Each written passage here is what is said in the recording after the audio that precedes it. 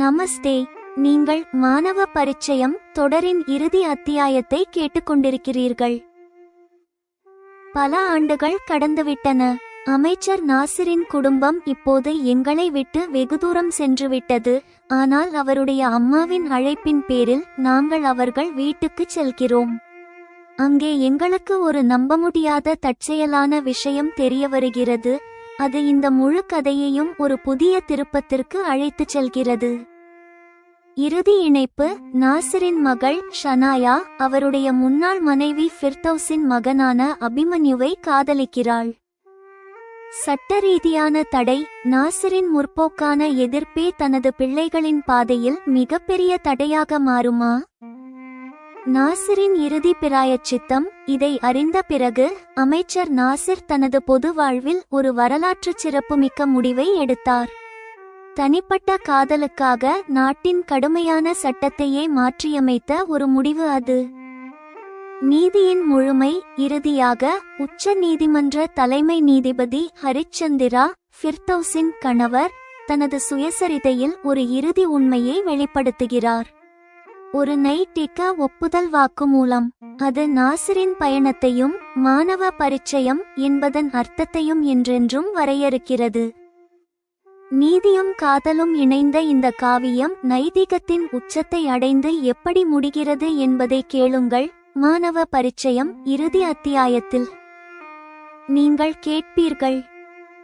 அத்தியாயம் 22: வாழ்வின் அந்திப்பொழுது, இறுதி உண்மை மற்றும் கதையின் முடிவு. நைனாவும் நானும் இப்போது முதியவர்களாகிவிட்டோம். நாங்கள் அங்கேயே வசிக்கிறோம். ஆனால் அமைச்சர் என்ற முறையில் பாதுகாப்பு காரணங்களுக்காக நாசிரின் குடும்பம் எங்கள் அண்டை வீட்டிலிருந்து சென்றுவிட்டது. சபா இப்போதும் அவ்வப்போது எங்களை தொலைபேசியில் அழைப்பாள்.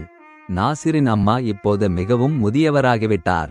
ஒரு நாள் சபா அழைத்து நைனாவிடம் சொன்னாள், எங்கள் அம்மி உங்களை எப்போதும் நினைத்து கொண்டிருக்கிறார். அவரால் தானாக வர முடியாத நிலை. நீங்கள் வந்து அவரை சந்திக்க வேண்டும் என்று அவர் விரும்புகிறார். நைனா சொன்னாள், சரி சபா, நாங்கள் உங்களை சந்தித்தும் நீண்ட காலமாகிவிட்டது. நாளையே வந்து அவரை பார்த்து வருகிறோம். சபா சொன்னாள், உங்களை அழைத்து வர நான் கார் அனுப்புகிறேன். நாளை இரவு இங்கே இரவு உணவு சாப்பிட்ட பிறகே நீங்கள் செல்ல வேண்டும். மறுநாள் சபா கார் அனுப்பினாள். நாங்கள் சபா வீட்டில் 4 அல்லது 5 மணி நேரம் இருக்க வேண்டும் என்ற எண்ணத்தில் அங்கு சென்றோம். நாசிர் டெல்லியில் இருக்கிறார். நாசிரின் அம்மா மிகவும் பலவீனமடைந்து விட்டார். எங்களை பார்த்ததும் அவருடைய வயதான முகத்தில் ஒரு அழகான புன்னகை தோன்றியது. பிறகு நாங்கள் அனைவரும் வசதியான சோபாவில் அமர்ந்தோம். சபா எங்களிடம் சொன்னாள், எங்கள் ஷனாயா இப்போது திருமண வயதை அடைந்துவிட்டாள். நைனா கேட்டாள், ஷனாயாவின் திருமணம் ஏதேனும் முடிவாகிவிட்டதா? சபா பதிலளித்தாள், உண்மையில் ஷனாயா ஒரு சிறந்த டென்னிஸ் வீராங்கனை. அவள் ஜூனியர் பிரிவில் தேசிய அளவில் விளையாடி வந்தாள். அன்றிலிருந்து அவளுக்கு அபிமன்யு என்ற பையன் அறிமுகமானான். இப்போது அவர்கள் இருவரும் வளர்ந்துவிட்டார்கள். இருவரும் காதலிக்கிறார்கள், திருமணம் செய்து கொள்ள விரும்புகிறார்கள். நான் சொன்னேன், அதில் என்ன பிரச்சனை? இப்போது சமூகத்தில் இத்தகைய திருமணங்கள் சகஜம்தானே. சபா சொன்னாள், ஆம், அபிமன்யு உச்ச நீதிமன்ற தலைமை நீதிபதியின் மகன். அதாவது ஒரு கௌரவமான குடும்பம். அதனால் திருமணத்திற்கு எந்த தடையும் இருக்காது என்று தோன்றுகிறது. இதை கேட்டு நான் வியப்படைந்தேன். தற்போதைய தலைமை நீதிபதி ஃபிர்தௌஸின் கணவர் என்று எனக்கு தெரியும். அதாவது அபிமன்யு நாசிரின் முன்னாள் மனைவி ஃபிர்தௌஸின் மகன். இது எனக்கு ஒரு சிக்கலாக தோன்றியது. அப்போது சபா மேலும் விளக்கினாள், இந்த அபிமன்யு நாசிரின் முன்னாள் மனைவியின் மகன். அப்போது நைனா கேட்டாள், அப்படியானால் ஷனாயாவும் அபிமன்யுவும் அண்ணன் தங்கை ஆகிறார்களே. அப்படியிருக்கையில் திருமணம் எப்படி சாத்தியம்? அதற்கு சபா இவ்வாறு பதிலளித்தாள், அபிமன்யு ஃபிர்தௌஸின் மகன்தான். ஆனால் அவருடைய தந்தை நாசிர் அல்ல. அதேபோல் ஷனாயா என் மகள்தான். ஆனால் அவளுடைய தந்தையும் நாசிர் அல்ல. ஷனாயாவின் தந்தை என் மறைந்த முதல் கணவர். என் முதல் கணவர் இறந்த நீண்ட காலத்திற்கு பிறகே நாசிருடன் எனக்கு திருமணம் நடந்தது. எனவே அபிமன்யுவும் ஷனாயாவும் இரத்த உறவுடையவர்கள் அல்ல. எங்கள் முறைப்படி இத்தகைய திருமணம் செய்து கொள்ளலாம். அப்போது நான் கேட்டேன், பின்பு என்ன பிரச்சனை? நெடுமூச்சு விட்டபடி சபா விளக்கினாள். பிரச்சனை நாட்டின் சட்டம். அதன்படி திருமணத்திற்கு முன்பு அபிமன்யு எங்கள் மதத்தை ஏற்க வேண்டும். ஆனால் அபிமன்யு அவ்வாறு மத மாற்றம் செய்து கொள்வதில் நாசிருக்கு விருப்பம் இல்லை. அப்போது நைனா சொன்னாள், அப்படியானால் ஷனாயாவிடம் பேசி இந்த திருமணம் வேண்டாம் என்று சொல்வதே நல்லது. சபா சொன்னாள், ஆம், என்ன நடக்கிறது என்று பார்ப்போம். இந்த விஷயம் பலருக்கு தெரியாது. கடந்த சில நாட்களாக இது என்னை துயரத்தில் ஆழ்த்தியுள்ளது. உங்களிடம் இதை பகிர்ந்து கொண்ட பிறகு என் மனம் கொஞ்சம் லேசாகிவிட்டது. சபா சொன்ன இந்த ரகசியத்தை நாங்கள் ரகசியமாகவே வைத்திருக்க வேண்டும் என்று நைனாவும் நானும் புரிந்து கொண்டோம். எங்கள் பழக்க வழக்கங்களின்படி சபா சைவ உணவையே தயாரித்திருந்தாள். நாங்கள் மகிழ்ச்சியுடன் அந்த உணவை உண்டு சபா அனுப்பிய காரிலேயே வீட்டிற்கு திரும்பினோம். வீட்டிற்கு வந்த பிறகு நான் யோசித்துக் கொண்டிருந்தேன். ஃபிர்தௌஸ் நாசிரிடமிருந்து விவாகரத்து பெற்றாள். வேறு திருமணம் செய்து கொண்டாள். நகரம் மாறியது. ஆனால் ஃபிர்தௌஸ் மற்றும் நாசிரின் பிள்ளைகளுக்கு இடையே காதல் மலர்ந்திருக்கிறது. இந்த உலகம் உண்மையிலேயே மிகச் சிறியது என்று தோன்றியது. எங்காவது ஒரு இடத்தில் மனிதர்கள் மீண்டும் சந்தித்துக் கொள்வார்கள். சில நாட்களுக்குப் பிறகு நாங்கள் செய்திகளில் கேட்டோம். சட்ட அமைச்சர் நாசிர் ஒரு சட்டத்திருத்த மசோதாவை தாக்கல் செய்தார். மதத்திற்கு வெளியே திருமணம் செய்து கொள்வதற்கு முன்பு மணமகன் மணமகளின் மதத்தை ஏற்க வேண்டும் என்ற விதியை நீக்கும் மசோதா அது. இந்த திருத்தத்தை தாக்கல் செய்யும் போது அமைச்சர் இவ்வாறு வாதிட்டார். இந்த சட்டம் ஒரு காலத்தில் லவ் ஜிகாத் போன்ற பிரச்சனைகளை தடுக்க கொண்டு வரப்பட்டது. இப்போது நம் நாட்டில் அந்த பிரச்சனை இல்லாததால் இந்த விதி தேவையில்லை என்று அவர் தெளிவுபடுத்தினார். செய்திகளை கேட்ட பிறகு இனி அபிமன்யு மற்றும் ஷனாயா திருமணத்திற்கு எந்த தடையும் இருக்காது என்று நான் நினைத்தேன். சில நாட்களிலேயே அந்த சட்ட திருத்தம் அங்கீகரிக்கப்பட்டது. ஒரு நாள் ஃபிர்தௌஸிடமிருந்து எங்களுக்கு கொரியரில் திருமண அழைப்பிதழ் வந்தது. அன்றே இரவு அவள் அழைத்து திருமணத்திற்கு வந்து ஆசி வழங்குமாறு கோரினாள். அதேபோல் நாசிரும் சபாவும் கூட ஷனாயாவின் திருமணத்திற்கு எங்களை அழைத்தனர். திருமணத்தன்று பல முக்கிய வேய்பிகளுக்கு இடையே எங்களுக்கு இடம் கிடைத்தது பெருமையாக இருந்தது. ஃபிர்தௌஸ் நைனாவையும் என்னையும் ஹரிச்சந்திராஜியிடம் அறிமுகப்படுத்தினாள். நான் தனது வாழ்க்கைக்கு புதிய வழி காட்டியவர் என்று அவரிடம் கூறினாள். உடனே உச்ச நீதிமன்ற தலைமை நீதிபதி ஹரிச்சந்திராஜி எங்கள் காலில் விழுந்து வணங்கினார். அந்த மரியாதை எங்களுக்கு மிகுந்த நெகிழ்ச்சியை தந்தது. அப்போது ஃபிர்தௌஸ் என்னிடம் தனியாகச் சொன்னாள், ஐயா, நீங்கள் நாசிரை பற்றி சொன்ன வார்த்தைகளின் அடிப்படையிலேயே நான் இந்த திருமணத்திற்குச் சம்மதித்தேன். என் முகத்திலிருந்த சந்தேகத்தை கவனித்து ஃபிர்தௌஸ் சிரித்தபடி இவ்வாறு கூறினாள். ஐயா, நான் ஷனாயாவை பற்றி உங்களிடம் எதுவும் கூறவில்லையே என்று நீங்கள் யோசிக்கிறீர்கள் அல்லவா? நான் சொன்னேன், ஃபிர்தௌஸ், நீ மனிதர்களின் முகம் பார்த்தே மனதில் உள்ளதை கண்டுபிடித்து விடுவாய். இதற்கு ஃபிர்தௌஸ் சிரித்துக்கொண்டே, ஐயா, உங்களிடமிருந்தும் என் கணவர் ஹரிச்சந்திராவிடமிருந்தும் நான் கற்ற கலை இது. நாசிரிடம் மானவ பரிச்சயம் காணப்படுகிறது என்று நீங்கள் ஒருமுறை சொன்னீர்கள். பெற்றோர் நல்லவர்களாக இருந்தால் பிள்ளைகளும் நல்லவர்களாகவே இருப்பார்கள் என்று நான் நம்பினேன். அதனால்தான் ஷனாயாவை எங்கள் மருமகளாக ஏற்றுக்கொண்டேன். அந்த வகையில் ஃபிர்தௌஸ் என்னை மிகுந்த மரியாதையுடன் நடத்தினாள். அவ்வளவு பெரிய பதவியில் இருந்தாலும் அவளிடம் எள்ளளவும் ஆணவம் இல்லை. அந்த திருமண விழாவில் நாசிரும் ஃபிர்தௌஸும் எவ்வித சங்கடமும் இன்றி சம்பந்திகளாக கலந்து கொண்டது எனக்கு மிகுந்த மகிழ்ச்சியை தந்தது. அவர்களுடைய கடந்த காலம் அவர்களுடைய நடத்தையில் எங்கும் பிரதிபலிக்கவில்லை. நாசிரின் அம்மா தனது அந்திப்பொழுதில் தனது மகனையும் ஃபிர்தௌஸையும் இப்படி பார்ப்பது அவருக்கு மிகுந்த திருப்தியை தந்திருக்க வேண்டும். அந்த வயதிலும் அவருடைய முகத்தில் மகிழ்ச்சி தெரிந்தது.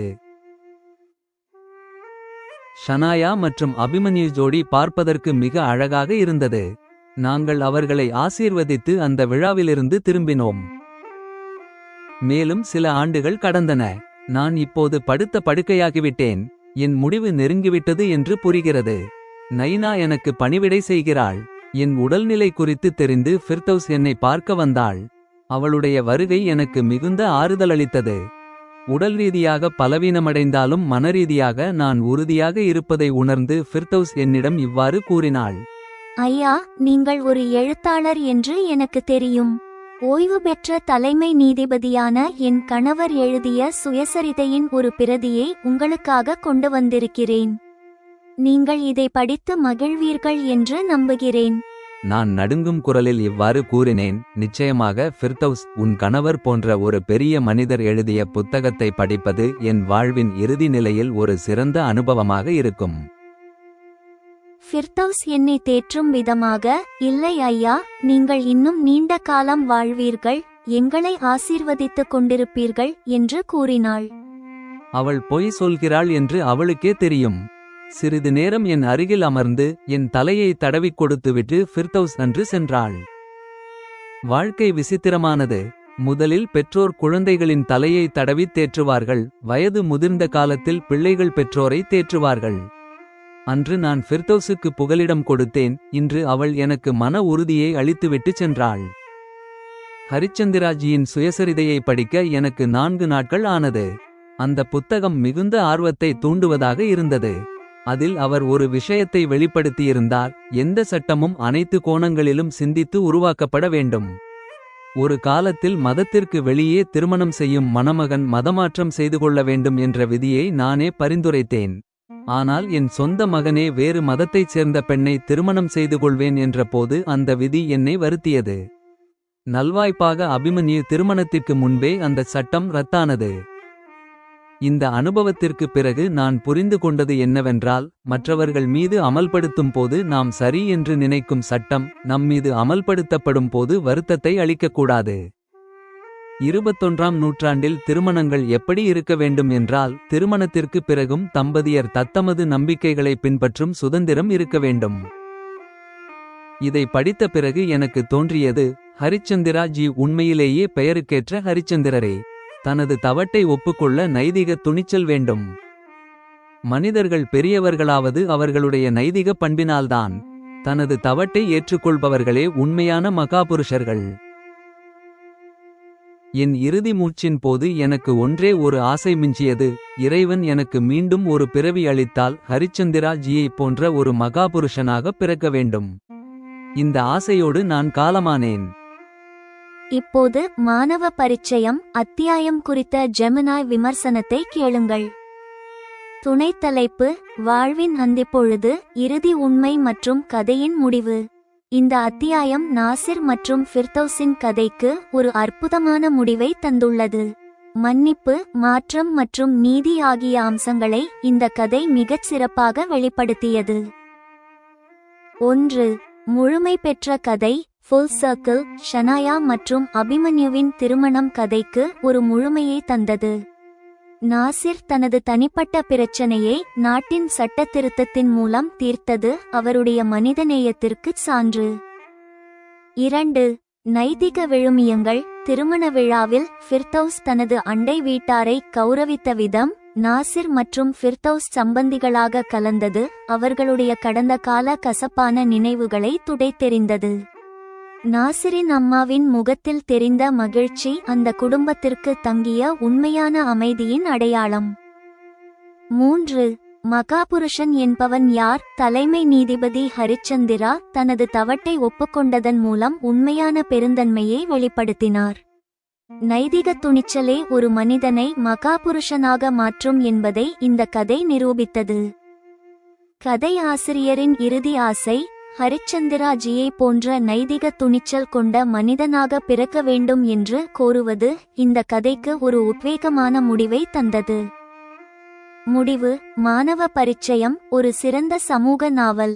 மனிதர்கள் தங்கள் தவற்றினை திருத்திக் கொள்ள முடியும் என்றும், நைதிகமும் மனிதநேயமும் அனைத்தையும் விடச் சிறந்தது என்றும் இந்த கதை உரக்கச் சொல்லியது. முற்றும்.